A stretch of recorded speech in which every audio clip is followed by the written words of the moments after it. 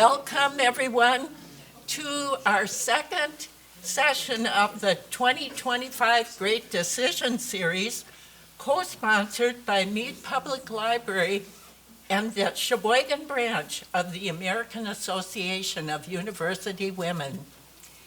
Great Decisions is a project of the Foreign Policy Association. They research 8 timely topics and publish a book with their information and also a CD. You can order a copy online from the Foreign Policy Association site. AAUW is a nonpartisan organization dedicated to empowering girls and women. Locally, AAUW gives scholarships to non-traditional women students. We sponsor candidate forums for the nonpartisan elections in April. Another project of the branch is our annual STEM event for 6th to 9th grade girls to inspire them to consider careers in science, technology, engineering, and math. This year, our event is November 8th. Registration information is available on our branch website or Facebook. We are indebted to the work of Meade librarian Ryan Gonzalez for his work in arranging the schedule of these programs. And Ryan, do you want to give a little hand there? Okay, so you can see where he is. And for his help with the AV setup. I would also thank Scott Mielef, director of WSCS, and his cameraman for taping our Great Decision programs for viewing on WSCS. Tonight's topic is After Gaza, American Policy in the Middle East, and will be presented by Beth K. Dougherty of Beloit College. She will speak for 45 minutes, after which we will have a 15-minute Q&A. We need to leave the room by 8 p.m. Please raise your hand if you have a question and wait for Ryan to bring the mic to you. Now I have a little information about our speaker. Beth K. Dougherty is Monger Professor of International Relations and Professor of Political Science at Beloit College. She received her MA and PhD in Foreign Affairs from the University of Virginia. Since joining the Beloit faculty in 1996, she has taught a broad range of international politics courses, including U.S. foreign policy in the Middle East, the politics of mass killing, human rights, and nationalism and ethnic conflict. She has received both campus and national awards for innovative teaching. Her main research interests are transitional justice, focusing on the cases of Iraq, Sierra Leone, and Bosnia, human rights, and Iraqi politics. And now, please welcome Professor Beth Dougherty.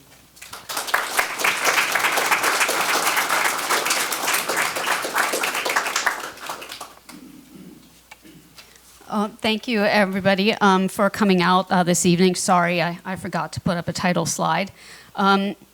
I wanted to start with the anniversary of October 7th, just to remind everyone of what happened on that day. There were numerous breaches along the entire Gaza Strip border and Hamas fighters moving into Israel. There were 1,195 people that were killed during that time, including a number of foreign agricultural workers that were there. There was extensive property damage, houses burned, etc. And of course, 251 people were also taken hostage by Hamas on October 7th. There have been several hostage exchanges. There was the early one in November of 2023, and about 105 hostages were released at that point. And then again, there was an effort in January and February of this year in which 30 hostages were released. There was a ceasefire that went into effect in January of 2019, and the idea was that there would be 3 phases. And the first one was the hostage release phase. There are still close to 50 hostages that are left. The Israeli government thinks maybe 20 or 22 of them are still alive. At least 2 of them are in very serious condition. The others, they would like to have their remains returned to their families. Although this was a 3-stage plan in January and February, the Israelis made the decision in stage 2 on March 2nd that they were going to impose a total aid blockade on the Gaza Strip, which was already in the throes of a humanitarian crisis. The idea was that this was going to put more pressure on Hamas to turn over more hostages. On March 18th, Israel resumed military operations in Gaza. In mid-May, it launched a new ground offensive, which predominantly was targeting Rafah in the south. In the middle of September, Israel launched a ground offensive into Gaza City and ordered the entire population of the city to leave. And then, on September 29th, Donald Trump hosts Benjamin Netanyahu at the White House, and Donald Trump announces a new 20-point peace plan. Suddenly there's hope, real hope, that the hostages will be released. That is like the one thing everybody has kind of grabbed onto with this 20-point plan, is the idea is within 3 days of the agreement, hostages would be released. It's going to be more complicated than that. 3 days is an impossible time frame, but many people are hopeful that at a minimum we will be able to expect that they would be able to release the hostages. So how did we go from this intense military situation to suddenly having this peace plan on the table? Well, the short answer is Israel made a big mistake. Right? It attacked the Hamas negotiators who were staying in Qatar. It killed 6 people. Only one of them was a member of Hamas, but no senior leaders were killed. The Qatari were furious. Right? Qatar hosts an extremely large American airbase on its soil. It assumed its ties with the United States would protect it from Israel and from Iran. The Qataris were further angered because the Americans and the Israelis did not warn them in advance that this was going to happen. By the time the Israelis told the Americans and the Americans called the Qataris, the bombs were already exploding in downtown Doha. On September 29th, with Netanyahu at the White House again, he was forced to phone the Emir of Qatar in Donald Trump's presence and read an apology that had been written, because otherwise Qatar had said basically the peace process was going to come to an end. But there's a longer answer to how we have ended up at the 20-point peace plan, and that is that there have been a series of trends that have all converged this summer to exert new pressure. Right? And the Trump administration's Jared Kushner and Steve Witkoff, the main mediator, they took advantage of the position that Bibi Netanyahu was in of having made this mistake of hitting Qatar. They took advantage of that to put this plan together, to put some pressure on the Israelis, and then to try to move this whole process forward. But there's 4 big trends that we should consider.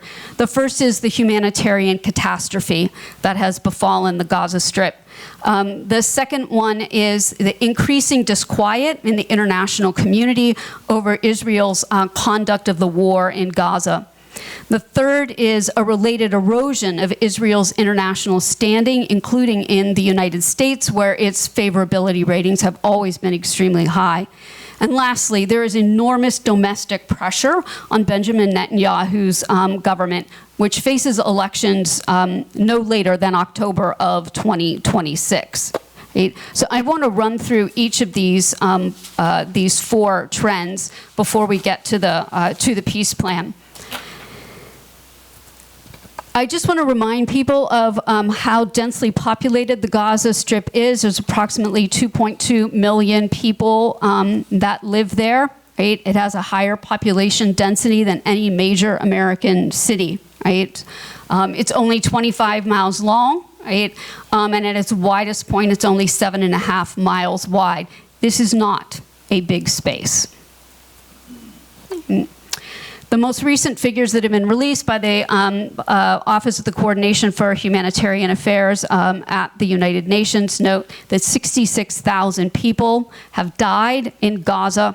Another 10,000 people are likely to be under the rubble. 82% of the Gaza Strip, so all the purple area and the orange area, is either under an evacuation order or under Israeli military control, which means the entire population of Gaza is being squeezed into about 20% of the territory. Right? You have had almost 170,000 injuries, many of them to civilians and that are quite severe. Gaza is now has the highest number of child amputees of anywhere in the world. There have been massive displacements. Most people in Gaza have been displaced not 2, not 3, not 4 times, but 10 and 15 times in the space of the last 2 years. This is Gazans leaving the south, moving into Gaza City in January when the ceasefire went into effect. And these are Gazans moving south from Gaza City in the middle of September after the Israelis told the entire population of the city that it needed to leave. Literally 95% of Gaza's population is currently displaced. There is very little room for them to go. First of all, just that 20%. The Israelis released these maps that said there were areas that were available in the south where people could go, but they were either designated on the one on the far end as these were areas that was a military-defined buffer zone where Palestinians were not permitted to go. And in the other case, areas that have been said were open were actually full of tents already. There was no place for people to be able to go as they moved into the south. Most of the population, people have been forced to move into cemeteries. Most of the population is living in tents. The physical destruction of Gaza is almost incomprehensible, right? 92% of the housing units have been damaged or destroyed. Almost 92% of the schools will require full reconstruction or major rehabilitation to be functional again. 745,000 students in Gaza have been out of school for the last 2 years. There has been no cooking gas that has been allowed to enter into Gaza for the last 7 months, and it is no longer available in local markets, even for exorbitant prices. Firewood itself is becoming increasingly expensive, which leaves many people using garbage or scrap wood to be able to try to cook the meals that they actually, the food that they actually have access to. In these camps, the conditions are terrible. Poor sanitation, very little clean water. Many people in Gaza are subsiding on less than 9 liters of water a day per person. A very poor health situation for people. Only 30% of all the health service delivery points in Gaza remain even partially functional, right? And only 14 of its 36 hospitals were even partially functional as of the middle of September. And the hospitals that are there lack medicine, they lack equipment, they lack personnel, and so they are finding it very difficult to deal with the kinds of injuries that are coming in. Throughout the entirety of the war, there have been restrictions on the humanitarian aid that has been coming into to Gaza. Prior to October 7, about 500 trucks a day were coming into the Gaza Strip, which, by the way, 500 trucks a day was not enough to meet the needs of Gazans, but that was the level that had been approved by the Israelis. In the first 16 months of the war, only 116 trucks were able to get in per day. And of course, from March until May, there was a total humanitarian blockade. Nothing was allowed into Gaza from the outside. That pushed people that were already teetering on the brink of starvation, more or less over the edge at that point. The Israelis then unveiled something that they're calling the Gaza Humanitarian Force, which is a set of 4 distribution centers, where the idea was people would have to walk to those distribution centers to pick up food. So if you were elderly, if you were disabled, if you were a child, if you were a pregnant woman, if you lived a significant distance away, you had no way to get there to access what aid was coming. The centers are only open for a few hours a day. This is the typical food basket that you get if you go. They say that it's enough to feed 5.5 people for 3.5 days, right? But nearly all of the food in it requires both water and firewood, 2 things that are exceptionally scarce in Gaza. And most nutritionists have pointed out that a prolonged diet of eating the things that are in this food box is not going to help people who are severely malnourished, especially if you're talking about children. Because of the immense pressure on trying to find food, as convoys have gone into the Gaza Strip, so the United Nations convoys, for example, they are frequently being overrun by crowds of civilians and sometimes by organized gangs. These are desperate people, desperate to get food. The UN has said only 77%, or rather 77% of all the aid that it has been putting into Gaza in recent months is actually being looted before it can get where it's going to, because, and again, Israel has claimed that it is Hamas that is doing this looting. It has provided no evidence of that. USAID has said there is no evidence of that. And ACLED, which is a conflict and data event organization that gathers all this kind of information, they have also said the vast majority of these attacks on convoys are coming from civilians, just ordinary, desperate people trying to get food. But because you've got these attacks on the convoys, Israelis have been firing on people to try to restore order, right? And so over 1,300 Palestinians have been killed trying to seek humanitarian aid from the Gaza Humanitarian Foundation.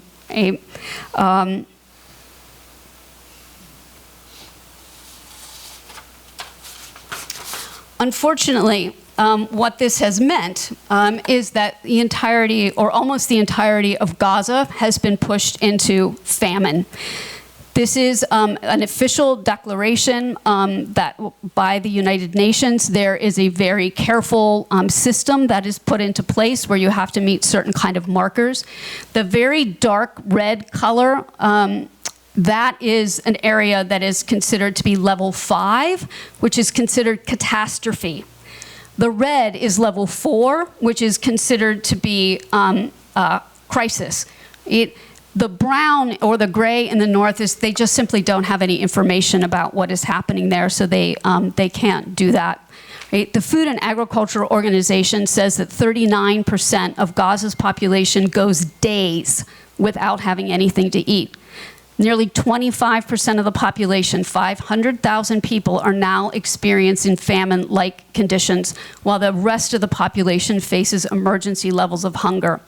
Phase 5, which is the catastrophe level, requires 3 things. At least 20% of households have an extreme lack of food that leads to acute malnutrition and mortality. At least 30% of children under the age of 5 have to suffer from acute malnutrition or wasting. And finally, at least 2 out of every 10,000 adults die every day from non-trauma-related causes. Hunger often kills people not through starvation, but by weakening their immune systems to the point where they are unable to fight off disease. And of course, because a lot of the water that people are drinking and using to cook their food is dirty, there is a lot of gastrointestinal issues that people are facing in Gaza. The UN has calculated that over 450 people have actually died of malnutrition in Gaza, and there are tens of thousands of children right now that are in emergency feeding programs, which have been disrupted by the most recent Israeli offensive in Gaza. Again, humanitarians keep saying, we're running out of words to describe what is happening in Gaza. It is so far beyond any other situation that we have seen in recent memory. More people might be suffering in a particular place or over a longer period of time, but here you're talking about 90 to 95% of the entire population. Right? In most other war situations, you're going to have other pockets of people that are not going to be in this situation, but that is not the case in Gaza. So that's the first big trend. As the summer intensified with the people, being shot and killed trying to access this very scarce food aid that the Gaza Humanitarian Fund was distributing, there's just been and the declaration of famine, there's been so much pressure that has been building around conditions in Gaza. The second thing that has, over the summer, that has really gained a lot of weight is the actual conduct, Israel's actual conduct of the war. Right? So you probably know that for a long time, the persistent critique has been there's no day after plan on the part of the Netanyahu administration, and that it has very unrealistic total victory goals. Right?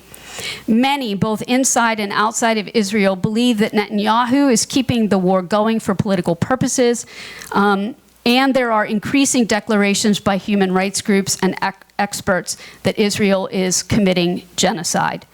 On September 16th, the latest report came out. This one was issued by the UN Commission of Inquiry, and they said there was direct evidence of genocidal intent. Even if you are squeamish about using the word genocide, at a minimum, what we're talking about here is crimes against humanity and ethnic cleansing. The ethnic cleansing piece here, right? So when the Israelis went into Rafah in the south, they began what one Israeli columnist called an unprecedented engineering project, in which they have been using bulldozers and heavy excavators to reduce buildings to rubble, moving systematically block by block. All right, so some of it they are doing with airstrikes, but they're actually contracting out to get these big bulldozers and other kinds of equipment to come in that basically are raising entire sections of Rafah. The orange and the yellow areas are all places where this has taken place. Most of this took place in May of 2025. Netanyahu had said in April that what they wanted was to ensure that Rafah was cut off from the rest of Gaza. And so there had been a lot of people that were in Rafah who then had to have moved out, and now very large portion of the city has been reduced to absolute rubble.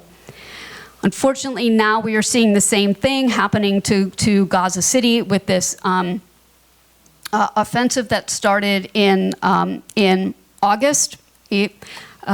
This is showing that 1,800 buildings have been damaged or destroyed. They tend to be concentrated in 2 neighborhoods right now. But again, this is the use of excavators and bulldozers and heavy construction equipment to systematically demolish areas of Gaza City.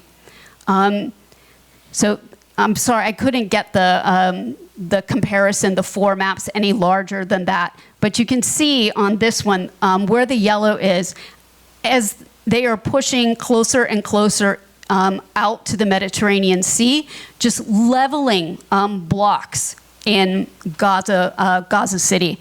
And so most of this is being done by satellite analysis, but so we're able to see where buildings were, and then suddenly you have these areas like of complete gray, right?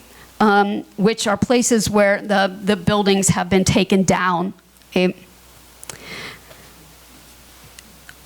On August 9th, those are not buildings, those are tents of displaced people. All right, and there are multiple locations in Gaza City where those have disappeared, right? The population has been moved out, and then the site has been completely cleared. And then, before the Israelis sent their ground forces in, they started a campaign to take down the large apartment buildings and towers that are in Gaza City. Netanyahu says they're terror towers. They were afraid that there would be Hamas snipers in them as Israeli ground forces moved in. And so they began to systematically go through and blow them up. Right? The one on the far end there was the largest building in Gaza. These buildings are mainly, again, residential areas. There are hundreds of people that were living in them. The Israelis will call in advance and give some warning to people that they're planning to take out a building.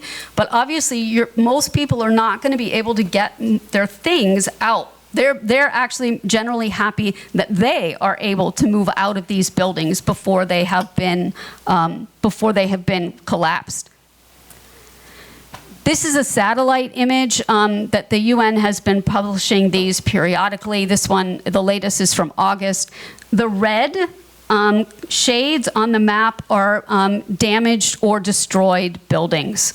All right? The UN has counted 192,812 buildings that have been damaged or destroyed. And because we're doing satellite analysis, which is looking from above, it's an undercount, because there's a lot of damage that you might not be able to see from the top, but that is on the street level, for example, that might mean that that building is also damaged or destroyed. About 77% of Gaza's total road network has been damaged or destroyed. Okay?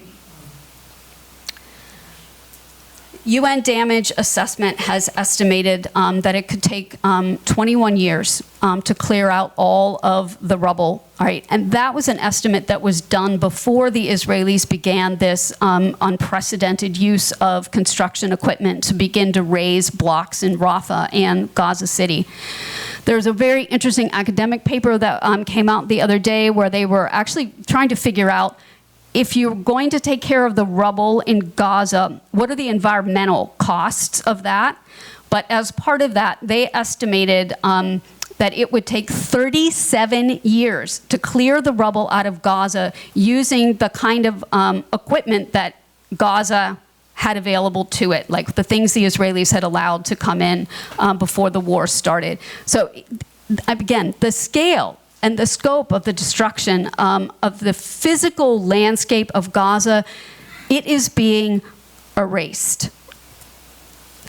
And then there is damage to the croplands. And this plays into why there is such high levels of malnutrition and the declaration of famine, because people are unable to grow anything for themselves anymore in Gaza. The estimate is that there's 86% by July of 2025 of the agricultural land has been damaged, and there's another 12.5% that is not accessible to Palestinians because it is held in an Israeli military zone. Again, the damage to the farmland infrastructure is just staggering. Irrigation, farming equipment, storage facilities, greenhouses, animals, all of those things have been damaged or destroyed. And there are many places where fields are not being planted because you've got people living in tents on those areas. So only 1.5% of the Gaza Strip is currently available for agriculture. That's just not enough to feed a population that is in this kind of distress. So most people, when you talk about genocide, are familiar with the first act. So there are 5 acts that constitute genocide. The first one is killing, right? But the second one is creating conditions of life calculated to bring about the physical destruction of a population. That is where a lot of people are pointing when they're talking about genocide in Gaza, and it's because of this kind of massive, systematic destruction. You think about the day after, where are people going to live, worship, go to school, right?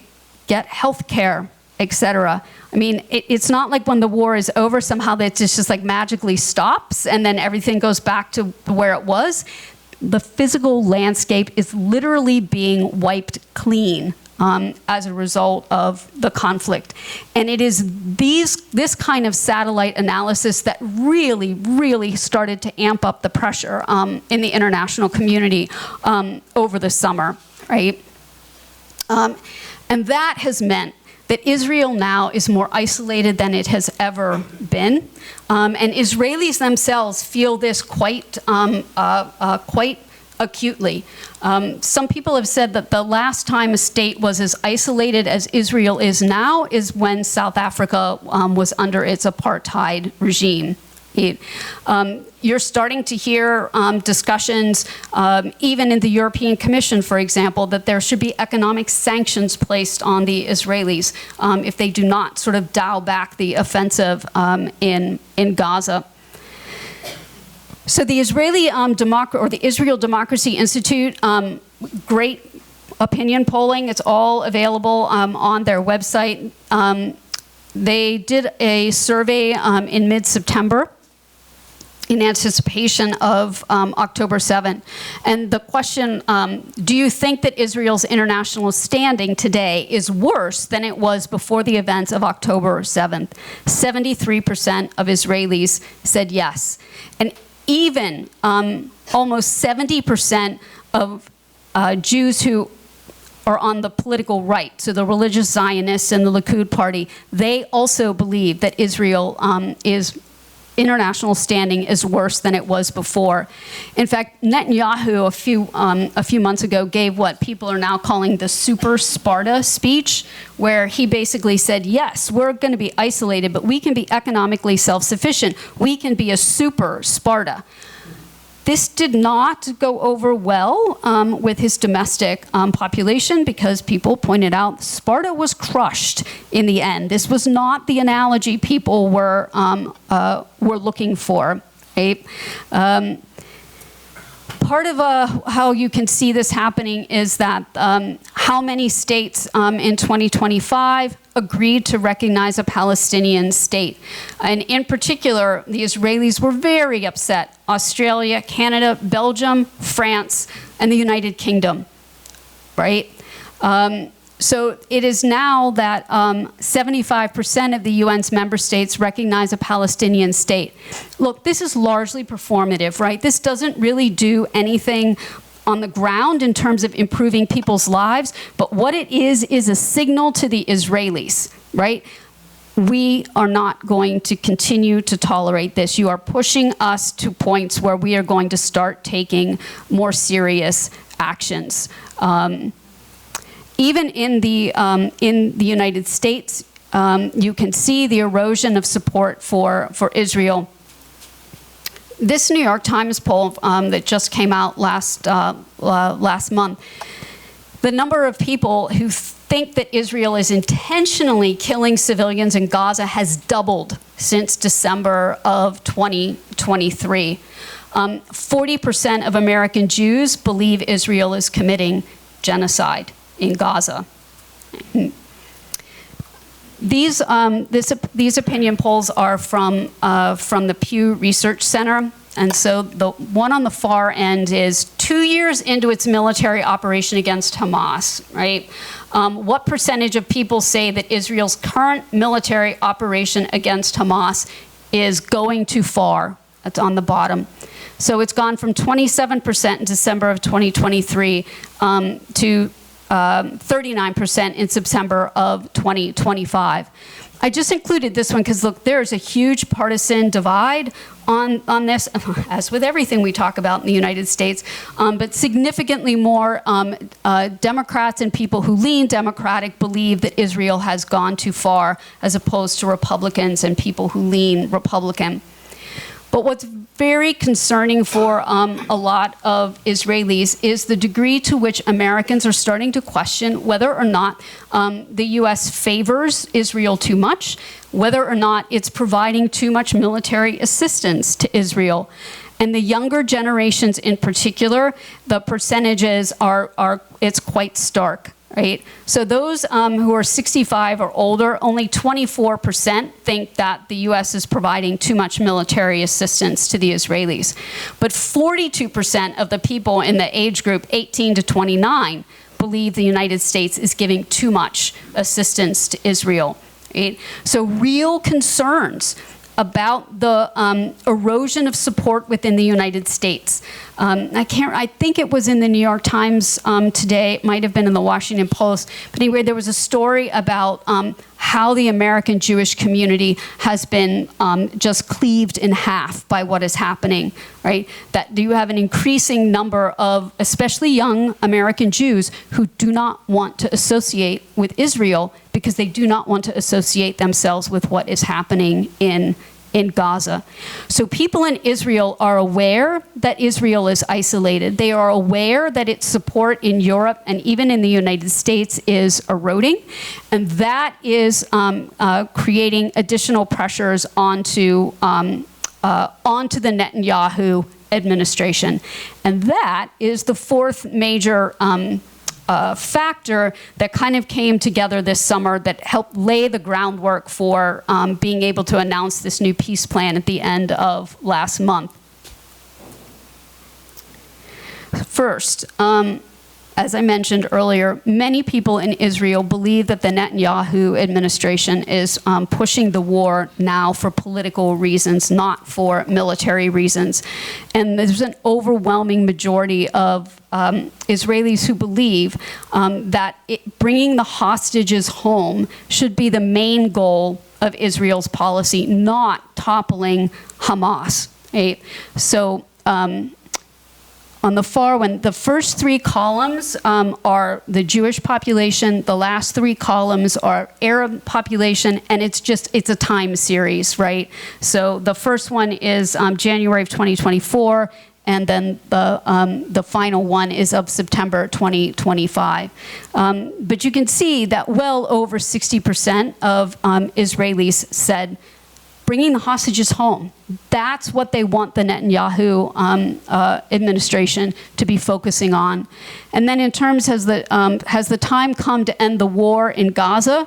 In the total sample, you can see in September of 2025, it was now up to 66%, right? Which was up from 53% a year earlier. So there is real domestic pressure in Israel.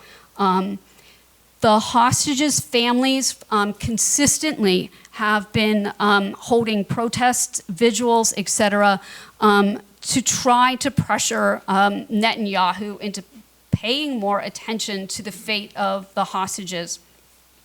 So on August 17th, they called a nationwide strike. There were protests organized throughout the day. And then this 400,000 Israelis came out in Tel Aviv on the night of August 17th, calling for an end to the war and for the return of the hostages. And two important dates after that. The first was September 5th, because that was the 700th day the hostages would have spent in captivity, right? And so it's a yellow SOS that they put on the in the plaza with the hourglass. Time is running out for the hostages, and you can see what the Hostages and Missing Families Forum has said. Drop the excuses, right? A framework for the return of the hostages and an end to the war is on the table, but Netanyahu continues to torpedo it for political considerations against the will of more than 80% of the nation and against the advice of the security establishment. People are angry with Benjamin Netanyahu because he will not take responsibility for the events of October 7th. So when they asked whether or not, what should the prime minister do, the bright blue color, the largest piece of that, 45%, accept responsibility and resign immediately, right? The more turquoise blue one is 19%, accept responsibility, but wait to resign until after the end of the war. In total, 80% of their sample said, Netanyahu needs to take public responsibility, right? Virtually every other major institution in Israel has already taken some form of responsibility for what happened on October 7th, for being asleep at the wheel, basically, except for Netanyahu. And there's also enormous support even amongst, and so this is flipped actually from what it would be in the US, the bottom, the blue ones, those are Netanyahu's coalition partners. Even there, well over half believe there should be a state commission of inquiry to investigate the events of October 7th. And most people believe such an inquiry is going to come down very hard on Netanyahu, which is how that is connected to this, right? It has been widely reported that in early August, that the Army Chief of Staff, Eyal Zamir, opposed the government's plans to move into Gaza City in September. Zamir told Netanyahu he believed that it would trap the military in Gaza and it would harm the hostages, right? But the administration, of course, went through with this. At about the same time, 19 former defense chiefs, so people who had been head of Shin Bet, Mossad, the police, and the Israeli Defense Forces, released a joint video. And the message called for an end to the war. It said Israel had suffered more losses than it had had victories, and that the war was dragging on for political and not for military reasons. This is putting enormous strain on the Israeli Defense Forces, right? Israel activated 360,000 reservists after October 7th. Right? Many of these individuals have served multiple rounds of duty, totaling hundreds of days. Right now, only about 60% of reserves are answering their call-ups. The Israeli military is on social media trying to convince people that you have to respond when you have been called up, because so many people are refusing to do that. There are, and again, there was articles in the papers today about the soaring levels of PTSD amongst Israeli soldiers and the spike in suicides, right? That there have been 16 Israeli soldiers that they believe committed suicide in 2025 alone. You could think about the stress on the American military in Iraq and Afghanistan, the problems with PTSD and suicide and, reintegrating into civilian life. That's what Israel is confronted with right now with the IDF. And because of that, this has reopened, this is a drama, literally, that goes back to the founding of the State of Israel, which is whether or not members of the ultra-Orthodox community, the Haredi, should have to serve in the military. Because until very, very recently, actually it was a Israeli Supreme Court decision earlier this year, but to this point, they've largely been exempted. Right? So ultra-Orthodox men do not serve in the Israeli Defense Forces. That has been hugely controversial in Israel for a very long time, and that has just absolutely bubbled up again this summer. So the public opinion, the question was, given the fact that due to the war, the IDF is in need of a very large number of soldiers, what is the correct solution regarding the conscription of Haredi men, right?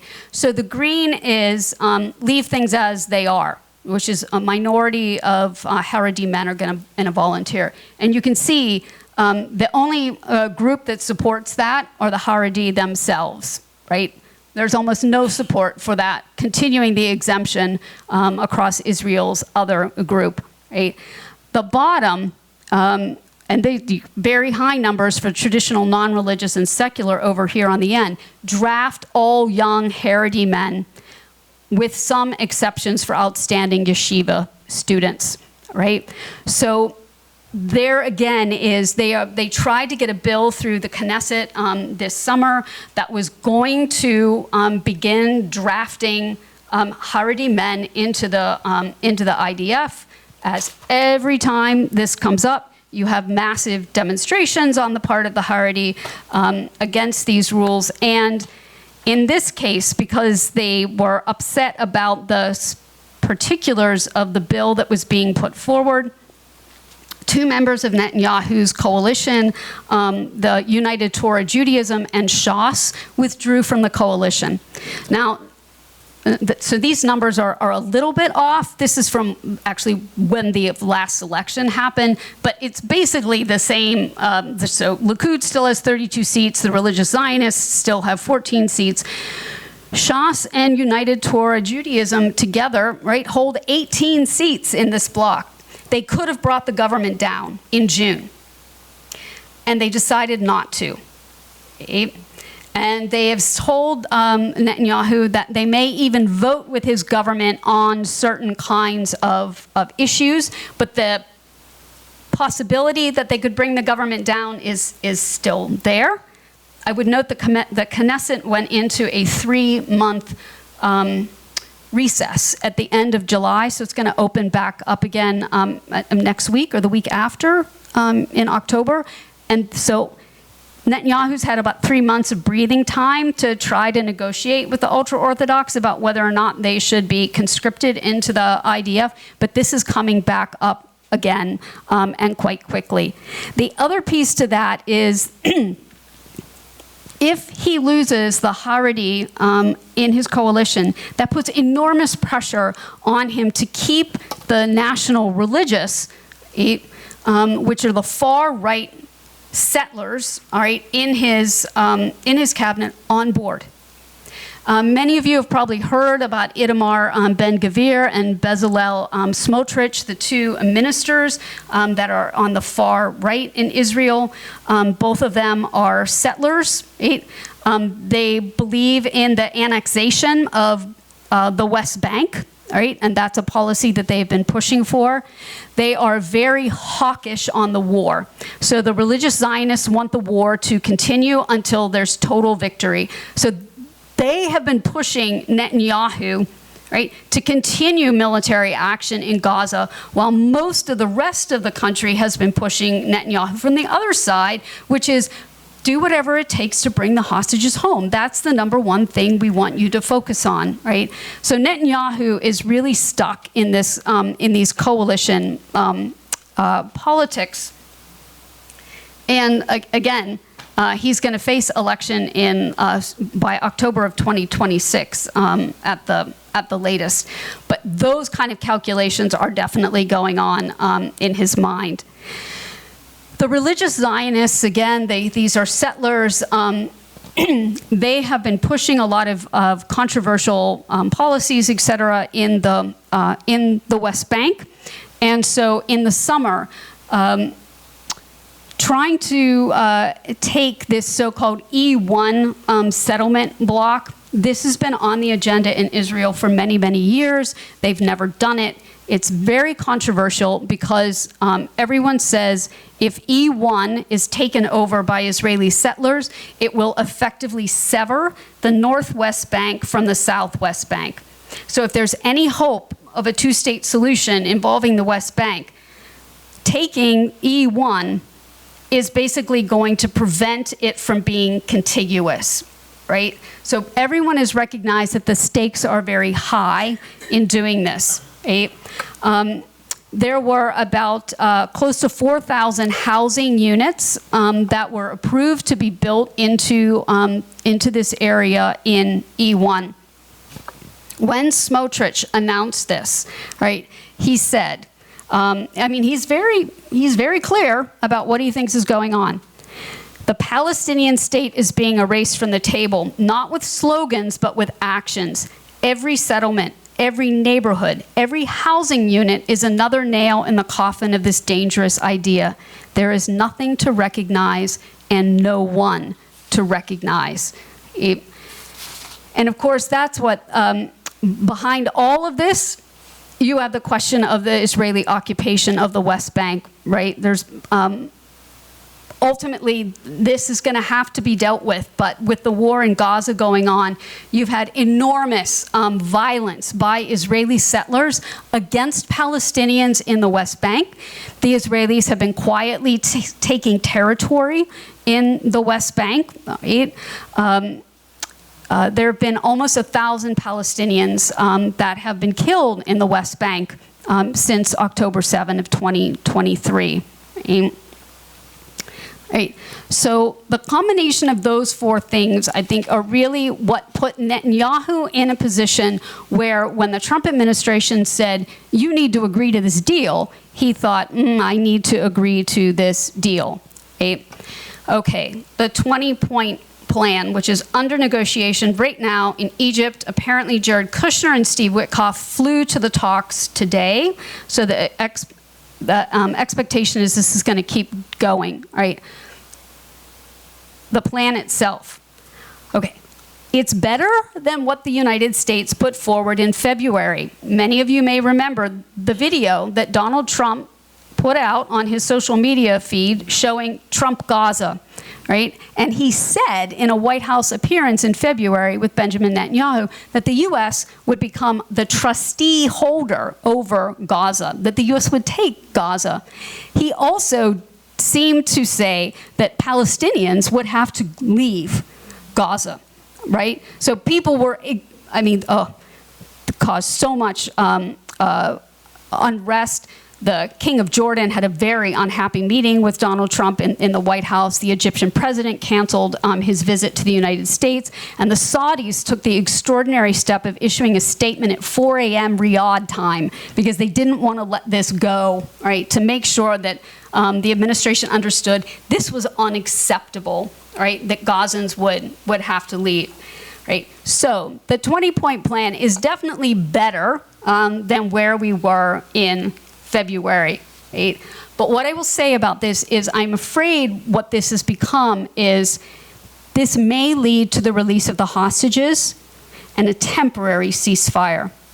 But as it stands right now, there are enormous problems with this plan. There are very few details, right? This is part of how diplomacy happens in the Trump administration and other administrations. You would assume that there were teams of people that were working on this in the State Department, in the Defense Department, et cetera. But that is not, there's a whole policy process. That is not how things work, right, in Trump's White House. It's mainly Jared Kushner and Steve Witkoff who are responsible for making the determinations of this, for this plan.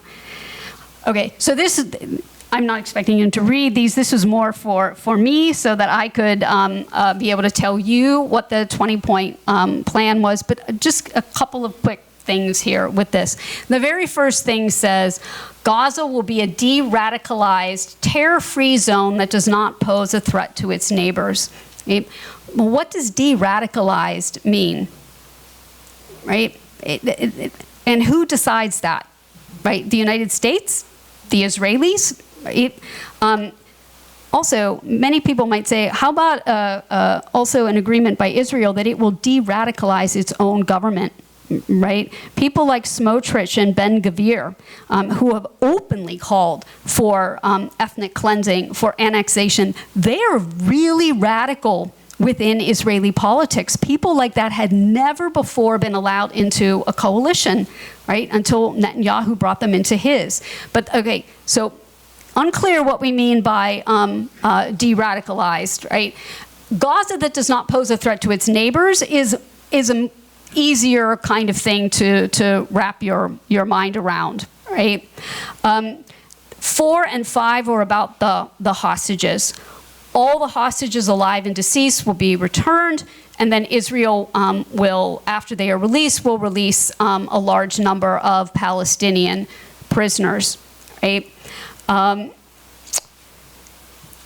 Then you start to get into some of the areas where there definitely needed to be more details. So number 6, once all hostages are returned, Hamas members who commit to peaceful coexistence and will decommission their weapons will be given amnesty.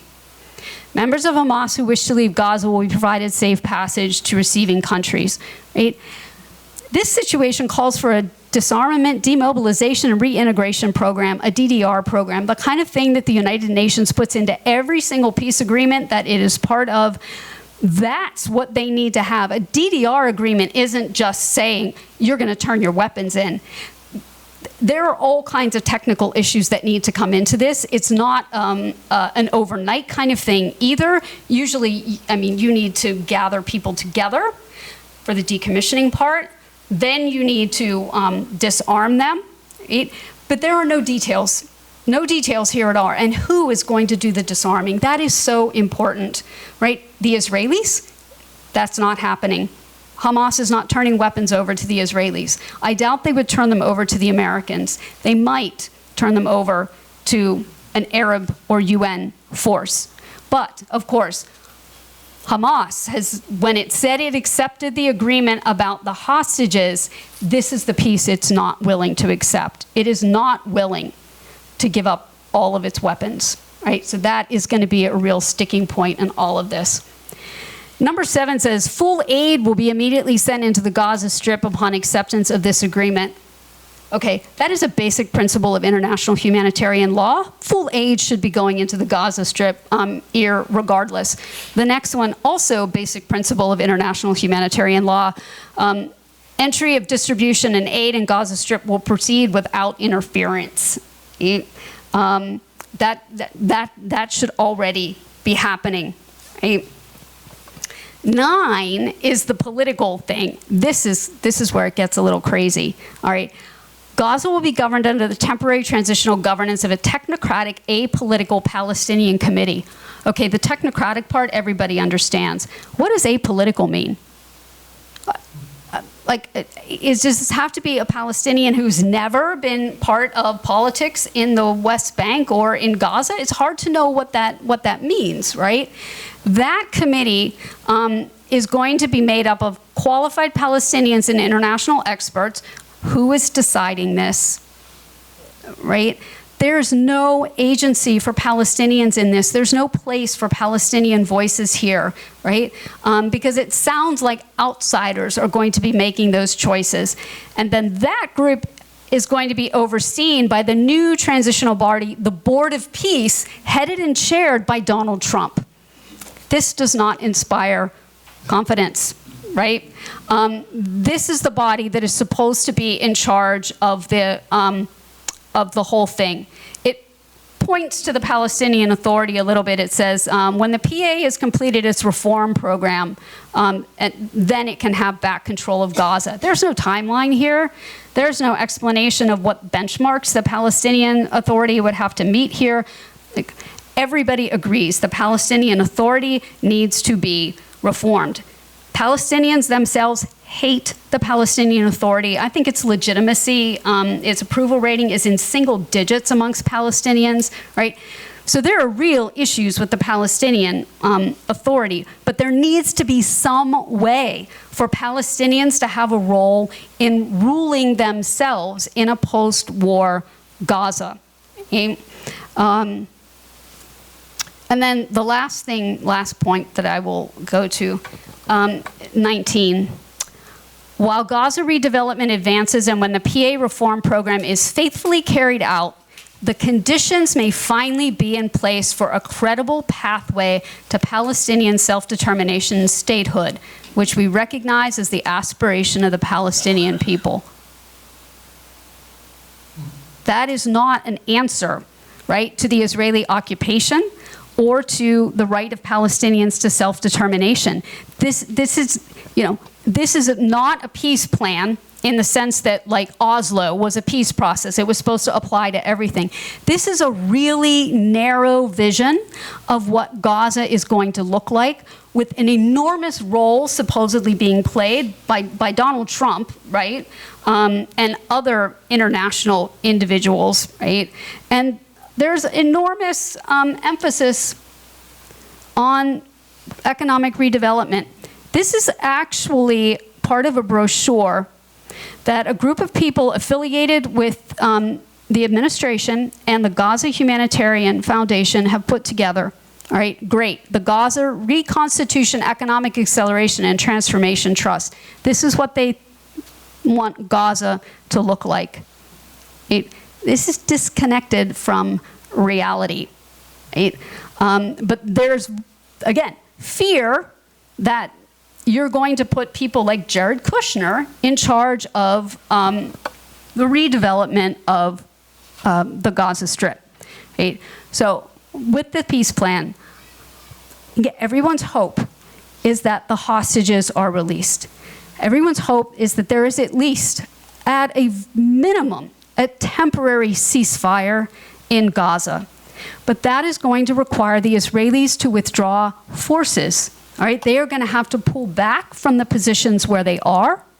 And after Netanyahu agreed, when he was standing next to Donald Trump, to the peace plan, he then went back to Israel and in Hebrew said, there will not be a complete withdrawal. We will not accept that. All right? There's already a buffer zone that they've carved out inside of the Gaza Strip that they plan on controlling. This plan needs an enormous amount of work. That work is possible. There are people out there, who are very skilled at putting together peace plans and designing things like a DDR program, putting together a transitional government, et cetera. But there has to be a bedrock principle that the Palestinians have to have some say in what their future is. And unfortunately, right now, this plan does not give them that. So I am hopeful that at least the hostage exchange and the ceasefire can happen. But I have very, very grave reservations about the ability of this to form the basis of an actual end to the war in Gaza, not just a ceasefire. Right, I apologize because I know I went way over 45 minutes. Sorry about that. I'm used to talking to my students for an hour. Right? But I'm happy to take any questions or comments anybody might have. Also, I mean, just the irony of this, right? That the Great Decisions booklet, which would have been written, a year ago because it was for 2026, called After Gaza, right? That a year ago the assumption was this was going to be this was going to be done, this was going to be over, the war was going to have stopped. And obviously that's not where we're at. So, yes, happy to take your questions. Yeah. Oh, Ryan has the. Oh, thank you. I saw a picture of when the Israelis intercepted the flotilla that was bringing aid, and it was the soldiers intercepting them, but they were on the boat and trying to move around, and I had to wonder what could drive those soldiers. It looked very mean what they were doing, and I it's kind of an off the wall question, but do you think that those soldiers, are they putting them on drugs and things like that? I mean, you hear about sometimes. No, I mean, I don't think you can overestimate how traumatic October 7th was for Israelis, right? And the other piece to this is, I mean, well, before I say that, the IDF is a very well-trained and well-led force. If their commanders tell them to do something, IDF soldiers are going to do that. But that being said, attitudes in Israel towards the Palestinians have hardened tremendously. In that Israel Democratic Institute poll, I think that's the one it was, they asked Israelis how bothered they were by the reports of famine and humanitarian suffering in Gaza. And it was like 75 to 80% were in the not really bothered or not bothered at all category, right? Because in Israel, they're not seeing those kind of pictures, right? I mean, you can create your own reality. That's not what they're hearing. Their government is telling them it's all Hamas's fault. Their government is telling them Hamas is stealing the aid away from people, right? That those activists on the blockade are under the thrall of Muslim minorities in Western Europe. I mean, there's a whole scaffolding that goes with that. So, no, I think that those young Israeli soldiers see themselves as protecting Israel. Palestinians are the enemy, and they are at war. And so I mean, that is why they take that so seriously. The other thing is, I think that the Israelis are hoping that if they react quite harshly, like, you know, putting Greta Thunberg in a cell that has bed bugs, that people won't do it again. Because the Freedom Flotilla was by far the largest effort that we've seen. There was like about 50 ships from 4 different European and Asian ports, because somebody left from Turkey, to try to break the blockade. So I think there was a question up here, Ryan.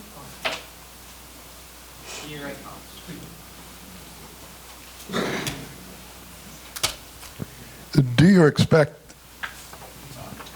expect that there will be an election in Israel in 2026? And if so, what's the likelihood of Netanyahu being the prime minister after the election? So Benjamin Netanyahu is the consummate survivor. I would never count him out, but opinion polls at this point looks like the opposition could win the election if elections were held today. Smotrich's religious Zionist party looks like it might not get any seats. It has 7, or 13 rather, right now. So there could be some shifting, but I mean, Israel is a famously contentious and divided political system. It's having a lot of trouble keeping the center and the center left and the left together as an opposition to Netanyahu. But I think a lot of Israelis are hoping that Netanyahu actually will not be prime minister after there are elections. I mean, I think one of the problems that we're going to have when those election results do finally come in terms of forming a government that doesn't have Likud at its core, is that 20% of Israel's population is Arab. They vote. There are Arab parties. But all of the Jewish parties in the opposition have already said they will not invite an Arab party into the coalition. So you've just taken a significant number of potential votes. You need 61 to form a coalition in the Knesset. And so that is going to be trouble for the opposition. But if all the hostages come home, Netanyahu could call early elections and he could win, right? He did have a surge in popularity after they bombed Iran. So there are plenty of ways things could change over time that would give him the ability to be reelected. But I think if the elections were held today, no, I don't think he could win. Yeah, just a follow-up real quick, and that is, if I may, if he's not re-elected as the Israeli prime minister, what are his prospects in court? Because I believe he has some legal problems. Yeah, I mean, that's why many people think that he is so desperate to stay in office. Well, I think there's 2 things. One is there are 3 corruption cases against him. Israel has convicted very high-ranking government officials of corruption, including a former president. So it's not outside of the pale of possibility that they could convict Netanyahu. And then the other one is Netanyahu doesn't want that commission of inquiry to go forward because he doesn't want to have to take responsibility for what happened. I mean, Benjamin Netanyahu's entire career has been, I made Israel safe. And October 7 happened on his watch. That is a huge stain on his legacy. And so if he's prime minister, you don't need to have a commission of inquiry either. And again, I think he's hoping if he plays for time, maybe other things happen that redeem him in the eyes of the Israeli population. But he is an amazingly skilled politician who clearly understands Israeli politics about as well as any person who has ever run for office in Israel.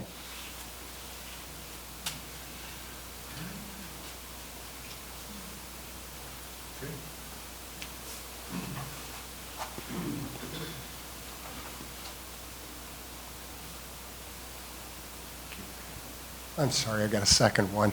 it seems like the 500-pound gorilla in this whole thing is the United States.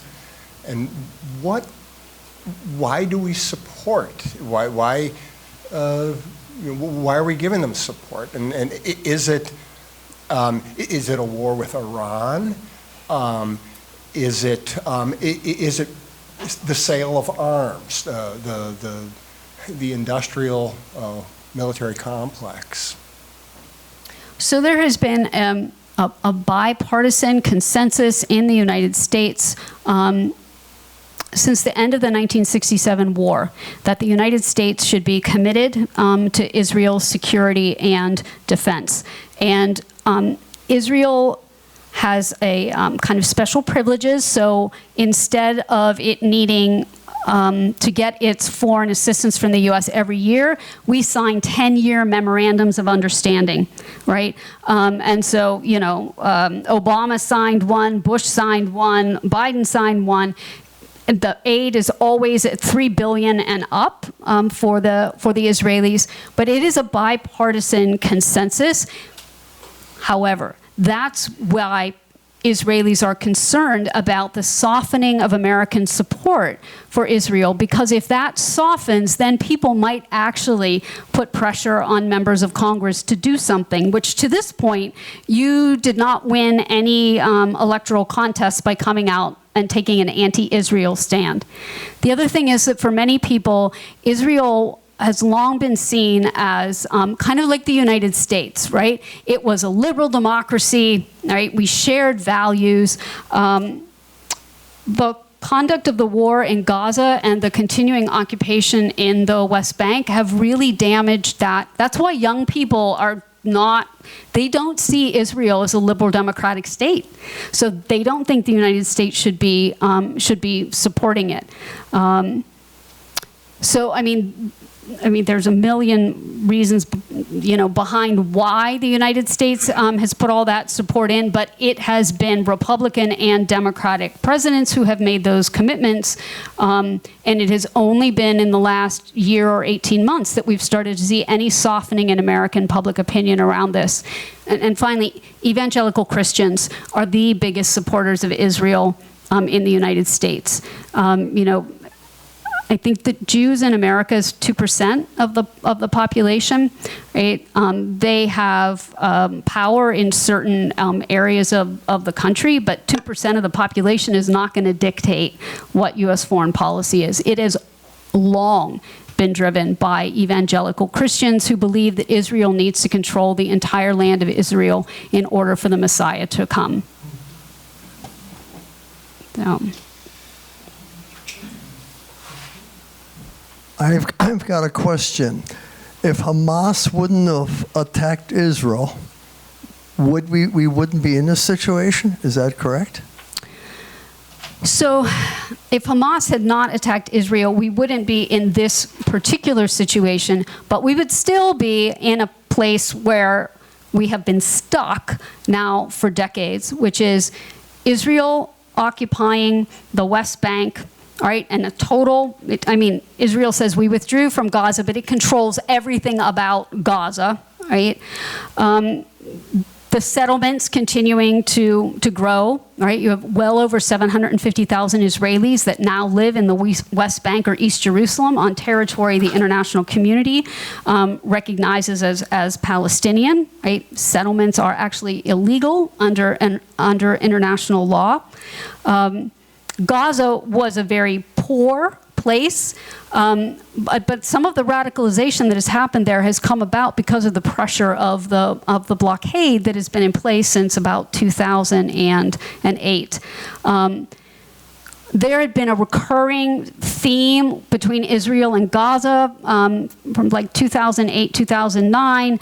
Every so many years, the Israelis had to, as they said, mow the grass. So repeated wars between Israel and Gaza, they were usually quite short, right? Operation Cast Lead in 2008, 2009. But there have been 4 or 5 conflicts like that. So we were probably due for some kind of military action, mowing the grass type thing. But The problem has been Israel has been kicking the can down the road about what to do about Palestinians for decades.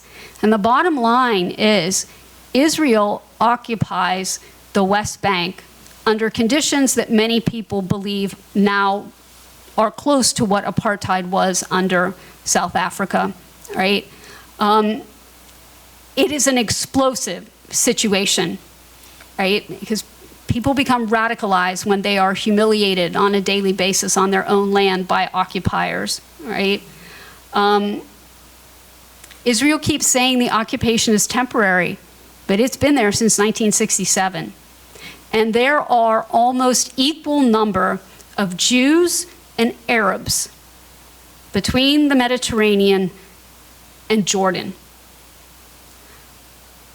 Do Jewish Israelis want to commit themselves in the long term to that level of control over an Arab population that is roughly of the same size?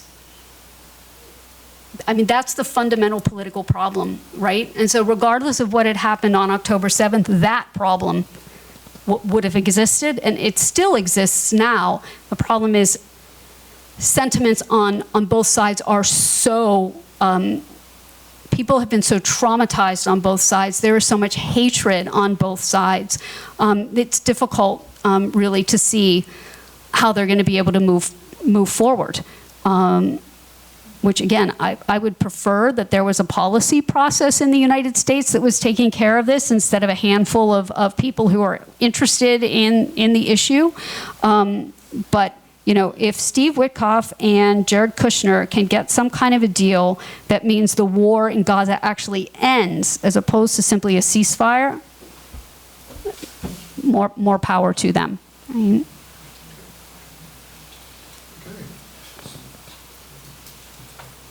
Time for just one last question. So let me bring this over.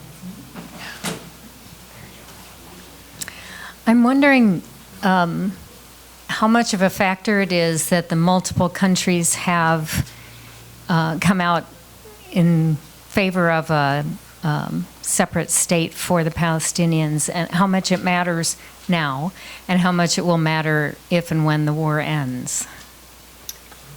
So it doesn't really have much practical effect now beyond the Palestinians are able to have diplomatic relations with any country that recognizes them as a state. It puts them a little bit closer to getting a seat in the UN General Assembly, which is like the gold star of statehood. If you're in the General Assembly, then you actually exist. You really are a state. But there is, I mean, it's leverage on the Israelis. It doesn't really do very much for the Palestinians on the ground. It doesn't really change the dynamics for their daily lived existence. It might be a morale booster, but for many Palestinians, I think they would say, do something. Do something. This is not, this doesn't help me. I do think most of it has been meant as a signal to Netanyahu that he needs to dial back what is happening in Gaza. Well, thanks everybody for coming out. I really appreciate it.